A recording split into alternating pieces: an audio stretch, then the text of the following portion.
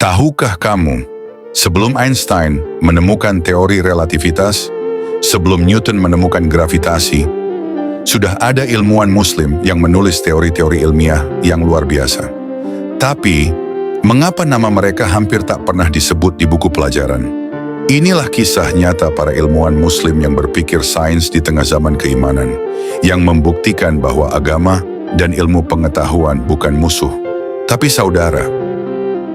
Sebelum kita masuk ke pembahasannya, jangan lupa subscribe, like, komen, dan pencet loncengnya agar tidak ketinggalan cerita-cerita yang akan menambah pengetahuanmu.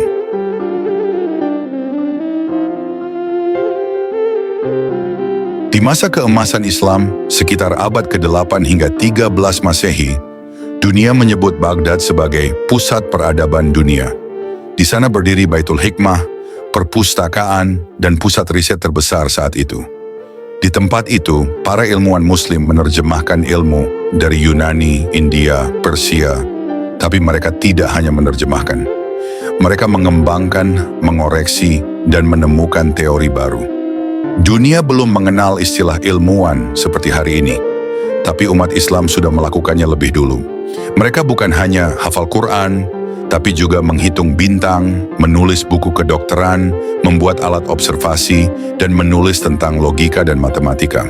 Inilah beberapa ilmuwan Islam yang terkenal. Kamu tahu algoritma? Istilah itu berasal dari nama Al-Khwarizmi, ilmuwan Muslim dari abad ke-9. Ia menemukan aljabar, dasar dari semua matematika modern. Tanpa dia, tidak akan ada komputer, coding, atau kalkulator. Saat Eropa masih percaya bahwa mata memancarkan cahaya ke objek, Ibn al-Haytham membuktikan sebaliknya. Ia menulis kitab Al-Manazir, buku optik, dan ia melakukan eksperimen ilmiah dengan lensa, cahaya, dan bayangan.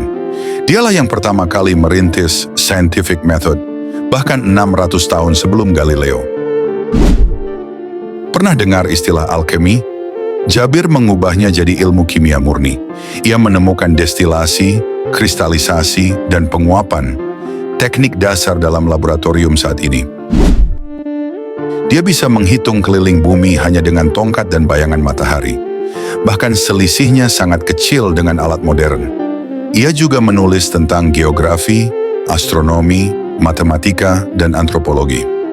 Ilmuwan tersebut hebat dan dikenal di dunia, tapi mengapa nama mereka hampir tidak ada di buku sejarah? Setelah abad ke-13, kekuatan politik Islam mulai melemah. Perpustakaan dihancurkan, seperti saat Mongol menyerbu Baghdad tahun 1258.